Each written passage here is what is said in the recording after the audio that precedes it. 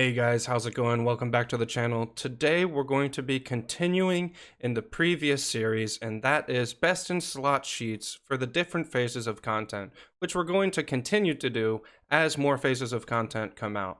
Now, a lot of people are asking me, what are the best in slot sheets? How do things change in phase 2? And that's what we're going to go over today. Except we're not just going to do PVE this time. We're still going to do pre-raid PVE, post-raid PVE, but in addition to that, since rank rewards and PvP rewards are coming out in phase 2, we're going to go over some lists that include PvP gear pre-ranking and PvP gear as your dream list, as the best list that you can possibly get with rank 14, rank 12, rank 11, whatever gear, any rank gear goes. Anyways guys, let's get into the video.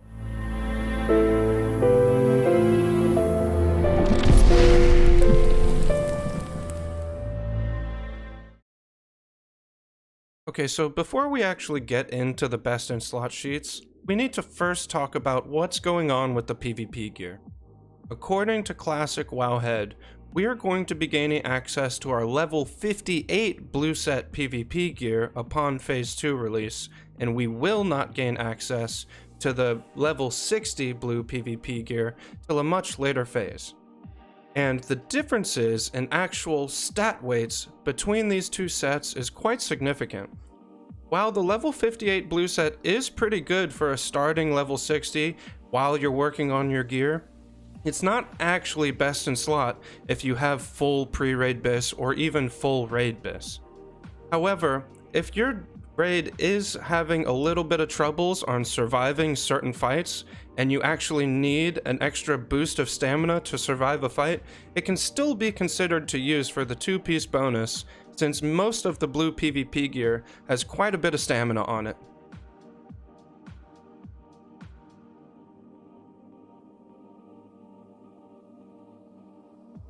Okay, so this is going to be the PVE pre-raid best in slot for phase 2. Now, before we get into the breakdown here, I'd like to mention two things. First of those things being that not a lot of items actually changed for the pre-raid best in slot, and the items that did change are with Dire Maul, and technically Dire Maul came out in phase 1, but was meant to come out with phase 2. The second thing I want to mention, people have speculated here and there about which blue PvP set is going to come out in phase 2, how the PvP sets are going to come out, what stats they're going to have on them, what variations of the PvP gear, and what sort of patch we're going to end up getting in phase 2. And now, according to Classic Wowhead, it says that the level 58 blue PvP set is the one that we're getting in phase 2. So these best in slot sheets are going to be going off of what Classic Wowhead has determined, and that is that the level 58 blue sets are the blue PvP sets that we're going to get in phase 2 and not the updated level 60 blue sets. So that needs to be laid out on the line first and foremost. Okay, so let's look at what actually changed here in the phase 2 pre-raid best in slot.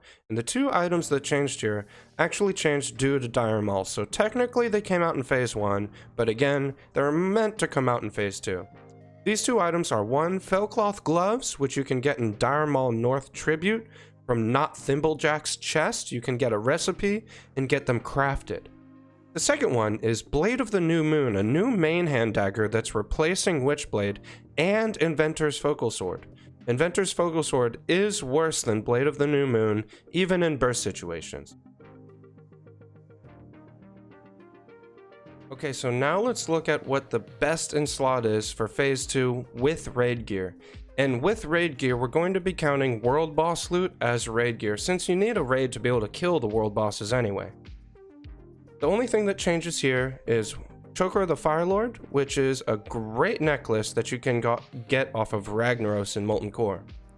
Robe of Volatile Power, which drops off of many bosses in Molten Core, typically the lizard men type of bosses, Lucifron, Gehennas, etc. And this is a great robe that's a little bit better than Robe of the Void. Then we have Azure Song Mageblade. And the two options that you can actually get from raid here are Azure Song Mageblade and Staff of Brilliance. Both of these items are good, but Azure Song Mageblade alongside of an offhand is better than Staff of Dominance, so this is going to be the ideal choice.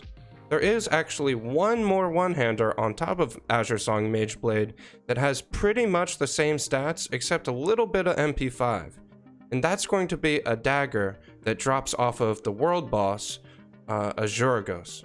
Next, we're going to look at the belt, which is Mana Igniting Cord. Now, I'd like to point out that typically speaking, Mana Igniting Cord should go to mages over warlocks. And why do you ask? Is it better for mages than it is for warlocks? Not necessarily. It's good for warlocks just as it's good for mage. Mage and warlock both want critical strike rating. However, coming into phase 3 after phase 2 is Blackwing Lair. And in Blackwing Lair, warlocks gain access to the tier 2 belt, Nemesis belt. And Nemesis belt has the exact same stats as Mana Igniting Cord, except for a little bit of intellect difference, but generally speaking, the exact same stats. So typically, you give Mana Igniting Cord to mages because they don't really get access to an easy tier 2 belt upgrade like a warlock does. However, Mana Igniting Cord is still the best in slot for phase 2, and I'm not going to tell you how to do your loot in your guild. You guys do it your way, but I'm just going to let you know that the tier 2 belt is coming, and if you want to put off spending DKP or telling that you want this item so you can hold off to phase 3, that's probably best and in your interest. Next is actually one of my favorite items in the game. I don't know why, but I love these pants. I just do, and they are fantastic pants. They're quite hard to get a hold of though, and those are Fel-infused leggings. These beautiful, beautiful pants drop off of Kazakh, the world boss in Blasted Lands. Now, these pants actually have quite a low drop rate, typically speaking, and world bosses are really, really hard to fight and contest. There might be a war, horde, and alliance, or you might be an alliance, and there's another alliance guild that hit it before you did.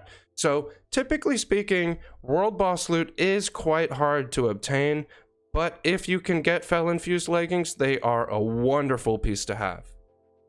Next is another world boss piece off of Azuragos, and that is Snowblind Shoes. Typically, the best in slot shoe that we would use is a plus 30 of Shadow Wrath green. However, that's just shadow damage. It's not spell power. It doesn't go towards your Hellfire. It doesn't count towards your Immolate. Nothing like that. It's just shadow power and has no stamina, no intellect. And stamina doesn't really add DPS, but intellect does. These shoes not only have spell power, they're not an elemental damage, they're just flat spell power, but it has 2 extra spell power and stamina and intellect. And just to kind of put the little icing on the cone, we have MP5 as well, which is not a huge stat for Warlock, but is definitely well welcomed. Next are Ring of Spell Power, and these are non-unique rings for Molten Core, so you can actually wear 2 of these. And these are great rings as well, but again, when Blackwing Lair comes in phase 2, or pardon me, in phase 3, you get access to much better rings. You get access to a ring that drops off of Blackwing Lair Trash Mob's Dark Advisor's ring, and you also get access to the ring off of Ebonrock, which is Band of Force Concentration. Both of these rings, especially the ring off Ebonrock, can be a little difficult to obtain. However, you do gain access to better rings that replace Ring of Spell Power in phase 3. So again, you can spend your DKP on Ring of Spell Power if you want. You can tell your loot council that you want Ring of Spell Power if you want. But keep in mind that this is an item that you're going to be replacing or wanting to replace relatively soon. Next is Talisman of Imperial Power. As everyone knows, this is a huge item, and this item gains value the shorter the boss fight is. But regardless, it's still a great item in any situation. And the reason it gains value in shorter boss fights is due to the percentage uptime. For example, let's say that your guild has full consumables, full world buffs, you're going to raid, you're geared, you're ready to go, you're gonna pump some big numbers, you're doing it. If you go and kill a short fight, like let's say Lucifron for example, let's say you guys can burst him down in 30 seconds. Well, that means that this trinket has a 50% uptime. So you get the point.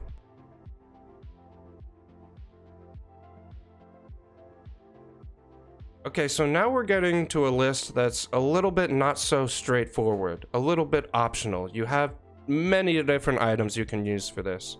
And this is going to be the PvP best in slot, but without any ranking gear. Pre-ranking PvP gear. First, we're going to start off by saying that there are many pieces that you can swap out if you have engineering, if you completed a specific quest in the world, and so on and so on. For example, you want to use Goblet Rocket Helm, you can use Gnomish Cloaking Device, you can use Mind Control Cap, you can use all the different Reflector Trinkets, you can use Furbolg Medicine Pouch, Tidal Charm, so on and so on and so on. There's a ton of different variations of items that you can use. And a video that will explain that better is my unique PvP items video that I'll link in the bottom of this video. But to get into the just basic gear, not all the different trinkets and engineering items and all that you can swap to, just getting to the basic gear, pre-ranking, we're going to be looking at a lot of tier pieces because they're very high in stamina. And alongside a spec such as Soul Link, you're going to be really difficult for any class to kill. Let's start this off with the tier 2 helmet, Nemesis Skullcap. Nemesis Skullcap has huge stamina, 26 stamina, and on top of that has frost resistance and shadow resistance, and has quite a large amount of spell power, giving you 32 spell power, a very strong PvP item. Next is the Choker of the Fire Lord that we also use in raids. And there are different necklaces that you can use in this slot. You can get other necklaces that have slightly more stamina. However, Choker of the Fire Lord has a really good ratio of stamina to offensive power as well. Next, we're going to look at another tier piece, the tier 1 shoulders, Fellheart shoulder pads. Again, these shoulder pads don't give you the most spell power that you possibly can, but they give you some spell power, and they give you huge amounts of stamina and shadow resistance. Really good shoulders. Next, we're going to look at the cloak slot. And the cloak slot can change a little bit.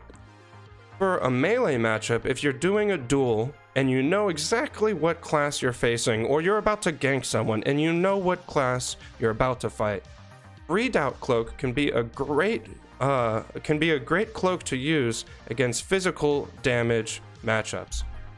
There is another cloak that has no stamina but has really high armor as well, called Cloak of Warding, which can also be quite useful in physical damage matchups.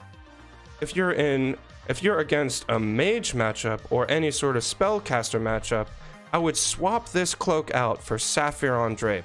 Sapphiron Drape gives stamina, intellect, spell power, and also gives you resistances, making it pretty good against any sort of caster matchup in general. Now let's look at the chest. There's two different chests we can use here, but we end up using Fellheart robes, and the other chest we could use is Robe of the Void. Robe of the Void gives a quite a significant more amount of spell power. However, Fellheart robes gives you exactly what you want, and that is a bunch of stamina. You want stamina in PvP, especially for Soul Link, because in Soul Link, you're not looking to burst someone down, you're looking to out-sustain them. You're going to out-attrition war them. And Fellheart robes are fantastic at doing that, giving you plus 31 stamina, spell power, 1% hit rating, which can be useful, but is only slightly useful, and 10 fire resistance. Again, we have another tier 1 piece here, BOE Wrists, tier 1 Fellheart Bracers. These are really high stamina bracers. 18 stamina is pretty high for the bracer slot in general, and on top of that is giving you 13 spell power, so it's giving you a good bit of defensive bonuses with the stamina, while also giving you offensive bonuses with the spell power. Quite a good item for this slot. Next is, again, this is getting, a little bit repetitive, but as I said, we use quite a lot of tier gear because, generally speaking, Warlock tier gear has very high stamina on it, as you'll see going into the future as well. We have the Fellheart gloves that we're going to be using for the glove slot here. And Fellheart Gloves, similar to the rest of the Fellheart set, gives you very high stamina for the slot that it's in, 7 fire resistance, which resistance is always good to have in any matchup, especially fire resistance, because in Mass Scale World PvP, people are going to look to use sapper charges to blow up your group. And if you have fire resistance, you can reduce the effects of the sapper charge and give you the chance that it takes to survive through the initial burst. Next, we have Azure Song Mageblade as the main hand, and Fire Runed Grimoire as the offhand. Again, the offhand can be swapped for many different things. You can have an offhand that summons a pet. You can have Furbolg Medicine Pouch that heals you. That's going to be included in the other video that I'm keeping in the link, but for now, this is a kind of standard setup where you get quite a bit of offensive bonuses while also getting a bit of stamina as well. This isn't as much stamina as you can get in the weapon slot. You can actually get more stamina than this. For example, you can get Headmaster's Charge, the staff from Sholomance, but Headmaster's Charge doesn't have any offensive bonuses other than Intellect from the buff. So you can be a little bit more tanky. However, instead, this setup gives you a lot of offense bonus and only a small cutback on stamina. Next we have Sash of Sacred Whispers, which is off of Major Domo's chest in Molten Core. Sash of Sacred Whispers gives you a large amount of stamina and flat spell power, flat shadow power, which is typically speaking the stat that you want the most in PvP, especially as Soul Link. Just flat spell power is very, very good because generally speaking, you rely on your dots quite heavily. So while crit rating on any sort of given spell or piece of gear is still good, stamina and spell power are your main priorities, making this belt quite good. Next, of course, we have the most beautiful, most wonderful pair of pants in the game. My favorite item in the game, Fel Infused Leggings. Gorgeous, gorgeous pants. Technically speaking, these pants don't have the most stamina that you can possibly get. The Tier 2 pants are also very, very, very good for this. Tier 2 pants give you stamina and spell power and some resistances. However, I don't mind sacrificing the little bits of stamina swapping from the tier or any other setup and picking up the Fel Infused Leggings if you can get your hands on them, just because Fel Infused Leggings give so much offensive bonus that you just can't pass up on it if you end up acquiring this item. Next, we're finishing off the tier pieces with Fellheart Slippers, the Tier 1 boots. And these boots give 23 stamina, which is actually very, very big for the boot slot, and gives you shadow resistance if you ever go up against a Shadow Priest or another Warlock, and gives you flat spell power, 18 spell power, fantastic item. And we can't fail to mention here that with this setup, you're also gaining the 5-set bonus of your Tier 1, making any pet that you summon much more difficult to kill, especially for spellcasters. For rings, we have 2 different rings, and again, you can kind of change these rings up depending on the matchup you're in. Against a melee matchup or any sort of physical damage matchup, Heavy Dark Iron Ring is fantastic. It gives you armor, which normally a ring does not give you armor. On top of that, 20 stamina, which is a whopping amount of stamina for the ring slot. And the defense rating, while only giving you small bonuses, is nothing to laugh at. Beside Heavy Dark Iron Ring, we have Underworld Band, which is the BOE epic ring that a lot of Warlocks are picking up. And that's because it's pretty good. You can get a ring that has more stamina than this. You can get a ring that has 15 stamina. However, it's kind of nice to have stamina and a little bit of offensive bonus. However, if you don't want to purchase Underworld Band, you don't want to invest the money into it, you can change this ring out for other high stamina rings with no problems. Last, we have the Trinket slot, which again, the Trinket slot is very, very interchangeable. The Trinket slot is something that you're going to be rotating all the time, depending on what's on cooldown, who you're fighting, where you're fighting them, and so on. And of course, we have a wand with just plus stamina. We don't actually gain access to any other wands that can compare to a high stamina wand, not until Blackwing Lair. Alright, last one. This is the big time. This is for the big boys, you know? The maximum nerd, maximum spurg, super try-hard players. This is going to be the best in slot PvP gear for Phase 2 with no limitations. Rank 14, rank 13, rank 12, all of it. First, we're going to start it off with, of course, the Warlord set, the rank 12 and 13 epic PvP armor set. This armor set has massive amounts of stamina, and I mean more stamina than even our tier gear. And on top of that, has a great set bonus as well. The first one of those being the Warlord's Dreadweave Hood. This has even more stamina than the tier 2 helmet and more intellect. Very, very good item. Of course, again, we have Choker the Fire Lord because of its great offensive bonuses while still having stamina and intellect. The Warlord's Dreadweave Mantle for the shoulders, 24 stamina on the shoulders is very, very good. It's comparable to the tier 1 shoulders in stamina, but gives significantly more spell power. So you could use the tier 1 shoulders, or you could use these shoulders. Both of them are actually very, very good, but these shoulders give a little bit more spell power, a little bit more offensive bonus, and they're giving you the set bonus as well if that's something you want to aim for in specific. The cloak is going to be the same as last time. You can use the readout cloak against a physical damage matchup, maybe even the warding cloak if you really want extra armor, or you can swap over to Sapphiron's Drape if you're against any sort of spellcaster matchup. That will also work plenty fine. And if you don't have any of those, you can even use the Sergeant's Cloak, which is just high stamina, nothing else, but high stamina, which is always good anyway. Next we have the Field Marshal's Dreadweave Robe, the ranking PvP robe. And this robe is going to have plus 30 stamina and 32 spell power, which is about the same amount of stamina that the tier 1 Fellheart robe gives you. However, the tier 1 Fellheart robe gives you 1% hit rating and 13 spell power, while this gives you 32 spell power, and you want to prioritize the flat spell power a little bit more than the hit rating, since under most PvP specs, you're going to have points into suppression anyway, and suppression will give you hit rating on your dots.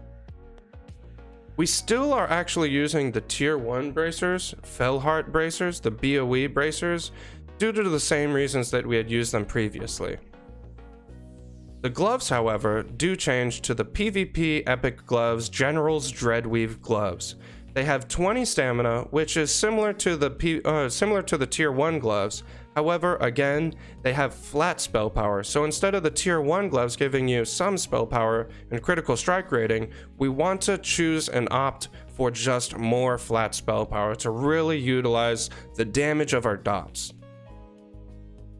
We still have the Sash of Sacred Whispers, just because it doesn't really compare to any other belt that there is in the game at this time. The flat spell power is fantastic, 20 stamina, fantastic. This is not an item that you want to just get rid of. And obviously, Bell infused leggings as well, the most beautiful leggings in the game. You know, you're never gonna get rid of these babies. If you ever get your hands on them, these are some juicy, juicy pants, boys. This is an item that you're gonna want to keep forever. Even if you get into Naxxramas, keep those in your bank just to show them off to other players. It's a beautiful piece. It's a beautiful piece. Let's be honest. It just is. Again, we have the rank 13 and rank 12 epic PvP gear for the boots, Marshall's Dreadweave boots, which is 22 stamina and 26 spell power. Really, really good. Comparable to the tier 1 boots in stamina, but end up giving you more spell power than the tier 1 boots. And again, let's not fail to mention the PvP set bonus here. I actually, on this gear planner, you guys are gonna have to forgive me, okay? I accidentally mixed some of the Horde and Alliance gear together, which means it's not reading all of the set bonuses. But if you look here, we have a 3 set bonus and a 2 set bonus. This should just be 5-piece bonus, which means that this you can actually end up using, if you don't get Fel infused leggings, which, you know, it's very, very sad if you don't get the Fel infused leggings. Very sad. These are beautiful pants. We all know it.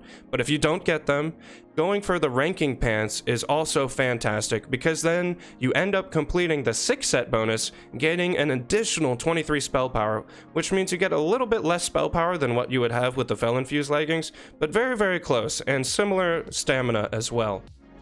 Other than that, everything ends up staying the same except for the big weapon. Obviously, not all players are going to reach rank 14. Rank 14 is very, very difficult to get, takes a lot of time and a lot of commitment. However, you know, this is a no limits, any item goes list.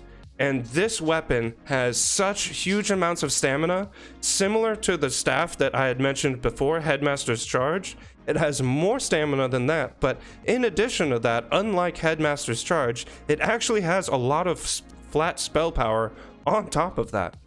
So this staff is actually really, really, really good for PvP because not only does it have some of the highest stamina on a staff in the game, but it has flat spell power on top of that as well. Fantastic item. But again, this is for rank 14 only. Only the big boys, you know? Only the Spurgs, only the big guys.